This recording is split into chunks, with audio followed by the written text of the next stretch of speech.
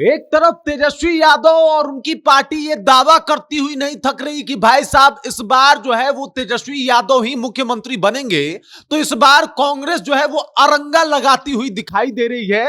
और कांग्रेस का जो बयान है वो तो ये कह रहा है कि भाई साहब हम अभी सीएम डिसाइड नहीं करेंगे, बल्कि चुनाव होगा, चुनाव हम जीतेंगे, उसके बाद विधायक दल की बैठक होगी और उस बैठक में डिसाइड होगा कि भाई साहब मुख्यमंत्री कौन बनेगा। यही नहीं, चुनाव जो है वो कांग्रेस के नेतृत्व में होगा और कांग्रेस ही बताएगी कि भाई साहब कहां से कौन पार्टी किस तरीके से कब चुनाव लड़ेगी। और इस बयान के बाद एकदम से बिहार में सियासी भूचाल जो है वो आ गया है और ऐसा प्रतीत होने लगा है कि कांग्रेस और आरजेडी में बिल्कुल कुछ भी ठीक नहीं चल रहा। और जिस तरीके के बयान लगातार कांग्रेस की तरफ से आ रहे हैं, इससे तेजस्वी यादव की मुश्किल और ज्यादा दिन ब दिन बढ़ती हुई नजर आ रही है।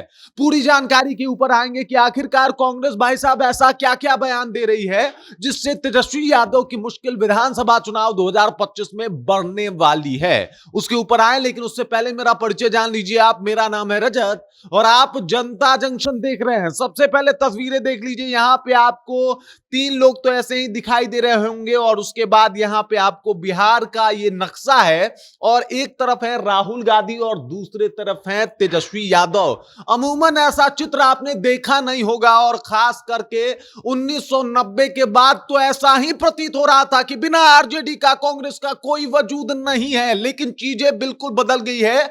यह बिहार विधानसभा चुनाव 2025 है और यहां पे कांग्रेस एक अलग ही राग, एक अलग ही सुर जो है वो आलाप रही है। सबसे पहले अजीत शर्मा का बयान आता है कि भाई साहब विधायक तय करेंगे कि मुख्यमंत्री कौन होगा। और उसके बाद से कांग्रेस ने एक एक करके ऐसा ऐसा कदम उठाया जिससे यह लगने लगा कि भाई साहब कांग्रेस जो है एकदम से अलग फॉर्म और अलग मूड में दिखाई दे रही है।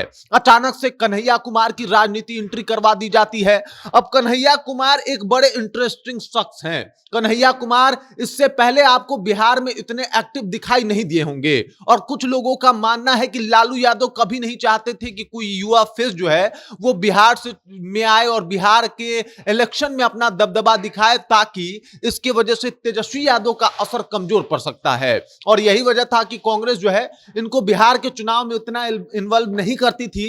लेकिन अभी देख लीजिए, कांग्रेस ने इनको भेज दिया है कि जाइए आप फ्रंट फुट पे जाके खेलिए, एकदम से माहौल ही बना दीजिए कांग्रेस के लिए। और ये आते ही मीटिंग लेना शुरू करते हैं, लोगों से बातचीत करना शुरू करते हैं। और उसके बाद अब पप्पू यादव का बयान आता है। पप्पू यादव जो कहते हैं कि भाई साहब मैं तो कांग्रेस के लिए हूं और कांग्रेस के लिए ही लॉयल हूं, मैं जो भी करूंगा कांग्रेस के हित में करूंगा। तो इनका बयान आया है कि हम जो है अपने नेतृत्व में चुनाव लड़ने वाले हैं, यानी मेरे कांग्रेस के नेतृत्व में जो है वो बाकी पार्टियां चुनाव लड़ने वाली है। यानी इस बार बिहार विधानसभा चुनाव में आरजेडी नहीं बल्कि कांग्रेस बड़े भाई की भूमिका में होगी। अब यह बहुत बड़ा बयान है। इससे पहले 1990 के बाद जो है इस तरीके का बयान कांग्रेस का कोई नेता बिहार में नहीं दिया था। वो बयान पप्पू यादव ने दे दिया है कि भाई बड़े भाई की भूमिका में हम होंगे, हमारे नेतृत्व में बाकी पार्टियां जो है वो चुनाव लड़ने वाली है। साफ हो गया है कि भाई साहब पप्पू यादव का जो अपना व्यक्तिगत समस्या है लालू परिवार से वो तो झलक ही रहा है, लेकिन यहां पे कांग्रेस की कूटनीति भी एकदम से दिख रही है कि कांग्रेस कह रहा है कि भाई अब हम फ्रंट फुट पे खेलेंगे, बहुत दिनों तक बैक फुट पे खेल लिया, अब हम आके सामने से जो है प्रहार करने वाले हैं और अब हमें मनचाही सीटें चाहिए, जितना सीट चाहते हैं उतना सीट आपको हमें देना पड़ेगा, उससे कम में हम नहीं मानने वाले। कन्हैया कुमार की एंट्री, कृष्णा अल्लावरू की एंट्री, पप्पू यादव, अजीत शर्मा का इस तरीके का बयान, ये सब कुछ बता रहा है कि भाई चीजें जो है एकदम से बदल गई है। अब पप्पू यादव कह रहे हैं कि भाई साहब देख लीजिए, इस बार बिहार विधानसभा चुनाव में हम बड़े भाई की भूमिका में नजर आएंगे और इसके अलावा जब जीतेंगे विधायक तो वो तय करेंगे कि मुख्यमंत्री कौन होगा। इधर तेजस्वी यादव और आरजेडी पार्टी लगातार इस बात की घोषणा कर चुकी है कि भाई साहब अगर इस बार महागठबंधन की सरकार बनती है तो मुख्यमंत्री तेजस्वी यादव होंगे। लेकिन इस बयान के बाद तो ऐसा लग रहा है कि चीजें उतनी आसान नहीं होने वाली तेजस्वी यादव के लिए। मतलब लगातार मुश्किल बढ़ता रहेगा। पहली बात कि अब जब है, अब अगर मान लीजिए कि महागठबंधन में चुनाव होता है, कांग्रेस आरजेडी साथ होती भी है, तो आगे भी चल के कांग्रेस जो है वो लगातार प्रेशर पॉलिटिक्स खेलती रहेगी तेजस्वी यादव के साथ। और अगर अभी के परिदृश्य में देखा जाए तो जिस तरीके का बयान पप्पू यादव ने दिया है, वो तो साफ तौर पे बता रहा है कि अभी मामला पहले, बाद में आप भाजपा से निपटिए, जेडीयू से निपटिए, नीतीश कुमार से निपटिए, नरेंद्र मोदी से निपटिए, पहले आप कांग्रेस से निपटिए। और ये स्थिति जो है वो तेजस्वी यादव के लिए खड़ी हो गई है। तेजस्वी यादव भी सोच रहे हैं कि भाई साहब, सबसे बढ़िया माहौल जो उनके मुख्यमंत्री बनने का रहा है वो यही 2025 रहा है, और इस बार चूके तो मुश्किल और ज्यादा बढ़ सकती है। लेकिन लगातार पप्पू यादव के ऐसे बयान, कांग्रेस के बाकी नेताओं के ऐसे बयान जो हैं वो तेजस्वी यादव की मुश्किल और ज्यादा बढ़ा रहे हैं।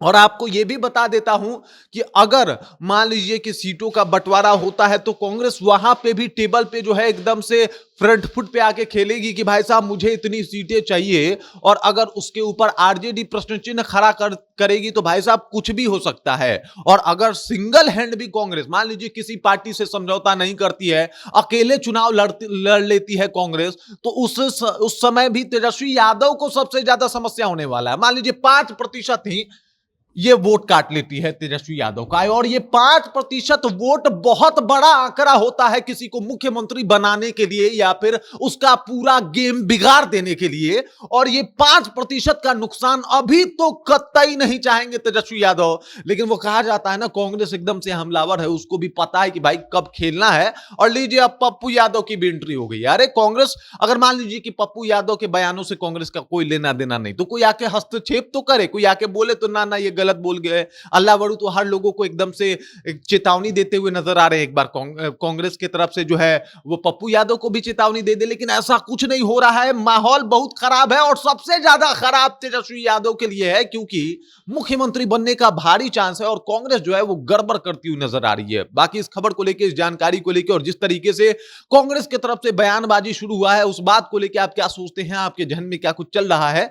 कृपया कमेंट कीजिए और अपना विचार जो है हम तक पहुंचा दीजिए। बाकी आप देख रहे हैं जनता जंक्शन और मेरा नाम रजत है।